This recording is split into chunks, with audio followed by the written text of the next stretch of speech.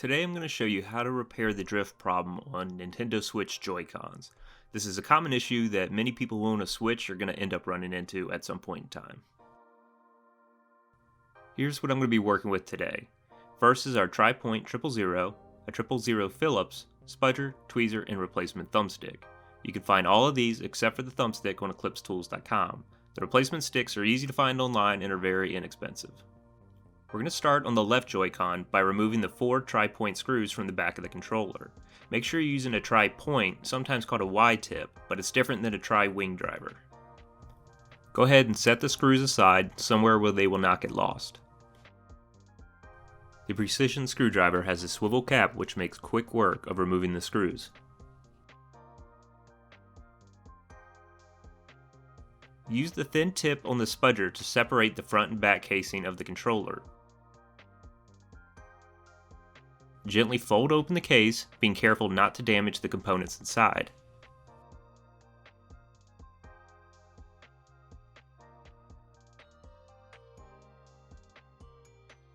Using the spudger or a pair of tweezers, pull up on the battery connector. Don't try to slide it, it lifts straight off the board. Just apply a small amount of pressure until it pops off.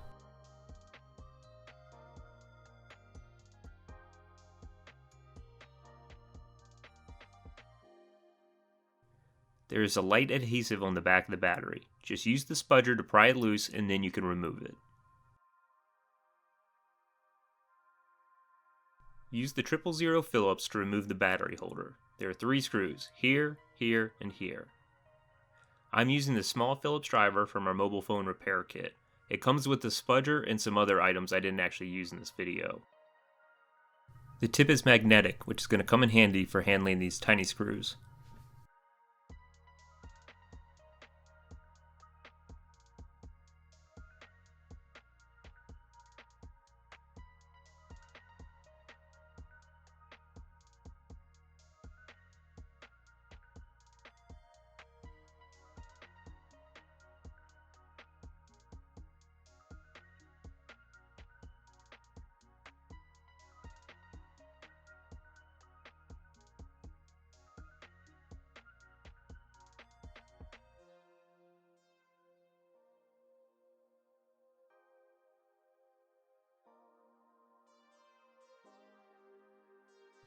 After removing all the screws, fold open the battery compartment away from the rest of the Joy-Con. Be mindful of the small flat cable that is still connected.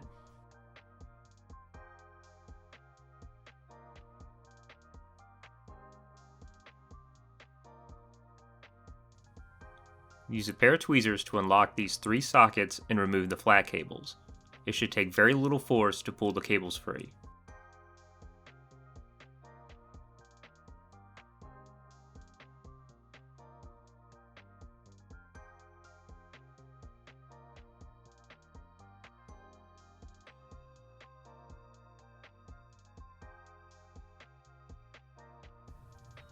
Using the same Phillips driver, remove the 2 screws holding in the thumbstick.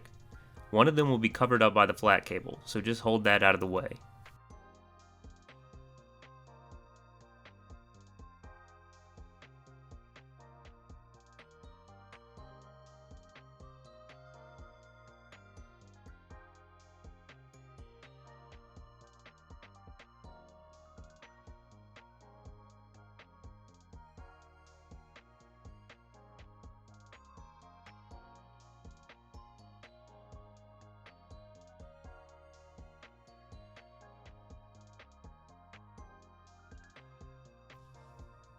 You can now remove the old thumbstick.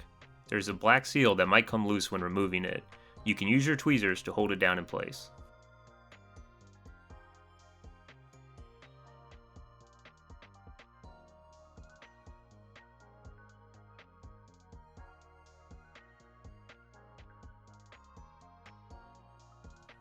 It's now time to install the new thumbstick.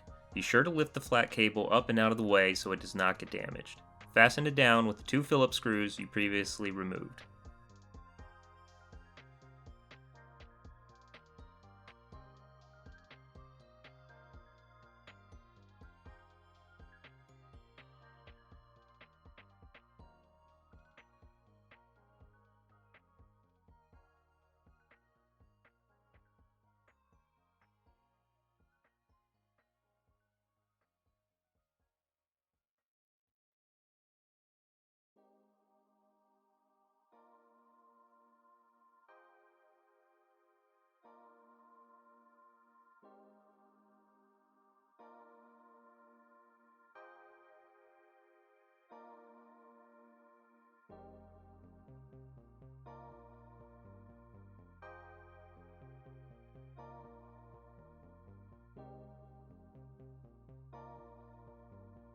Using your tweezer, reconnect the 3 flat cables and secure them in place.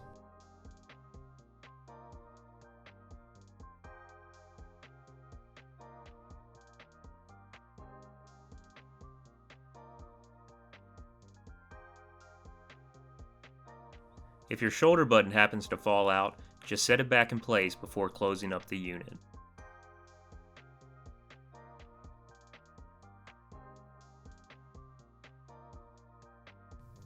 Fold the battery compartment back over and line up the holes with the screw threads below.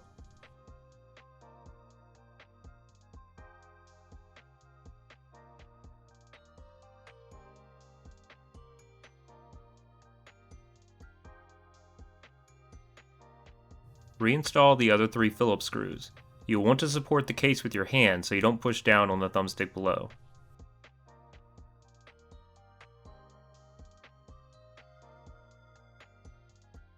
Insert the battery so that the wires go through the groove in the compartment. Using a tweezer or a spudger, push down on the connector until it clicks into place. It's now time to close back up the case. Keep an eye on the cables to be sure they are not getting crushed or otherwise damaged.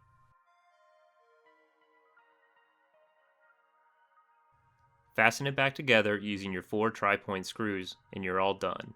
It may need to be calibrated, I'll get to that at the end of the video.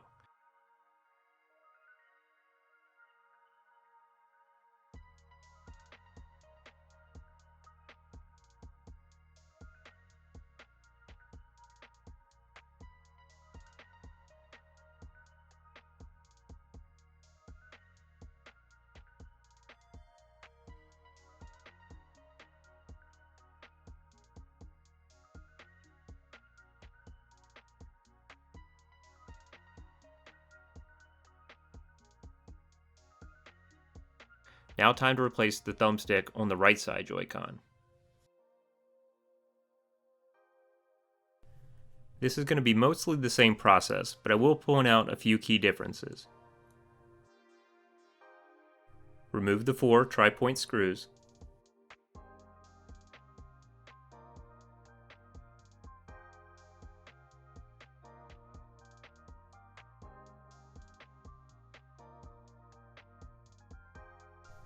Use the spudger to separate the 2 halves of the Joy-Con and carefully fold them apart.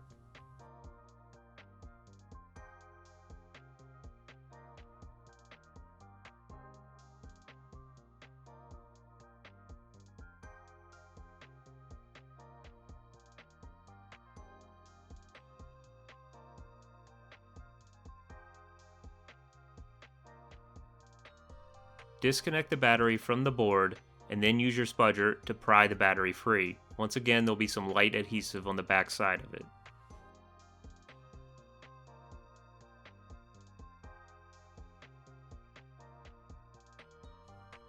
As you can see here, this is one of the places where the right hand Joy-Con is a little bit different. This antenna is ran through a channel on the side of the battery compartment. Just pull it free and move it out of the way before you remove the battery compartment.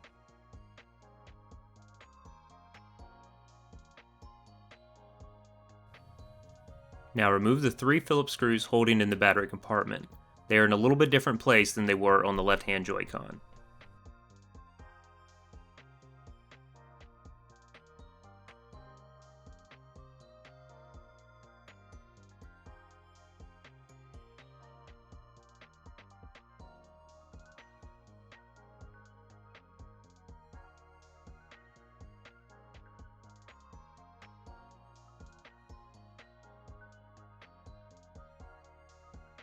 Be very careful when folding over the battery compartment on this Joy-Con.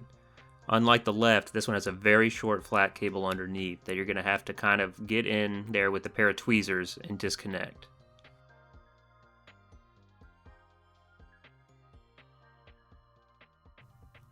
Now you can disconnect the cable that goes to the thumbstick.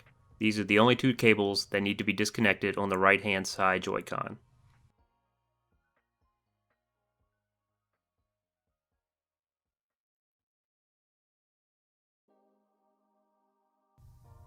Remove the 2 thumb screws and then you can pull out the thumbstick from the housing.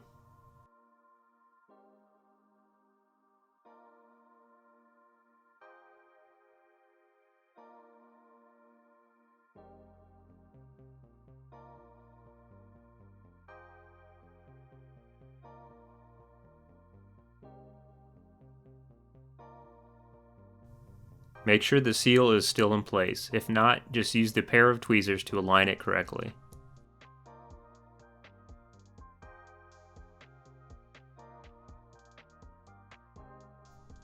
Now take one of your new thumbsticks and install it in place with 2 Phillips screws. Support the back of the unit so that you're not pushing down on the thumbstick while trying to screw it in.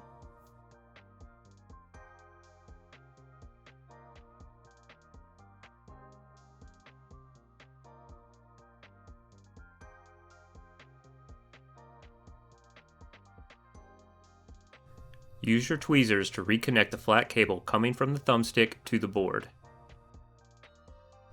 Reinstalling the battery compartment can be tricky just because of how short the cable is. Just hold the compartment over the connector while you install it.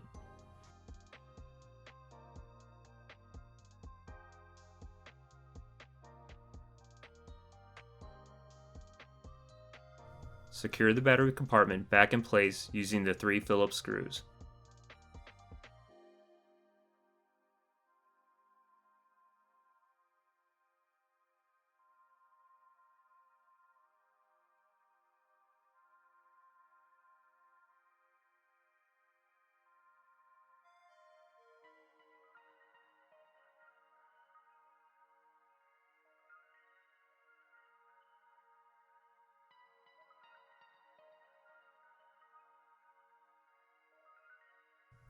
Run the antenna through the channel in the side of the battery compartment and install the chip in place.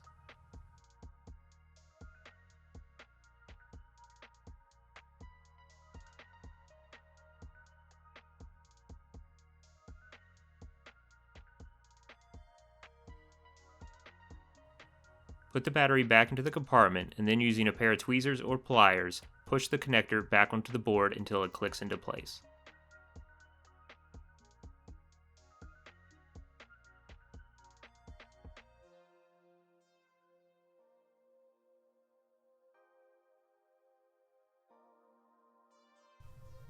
Close the unit back up and secure everything together with the 4 tri-point screws.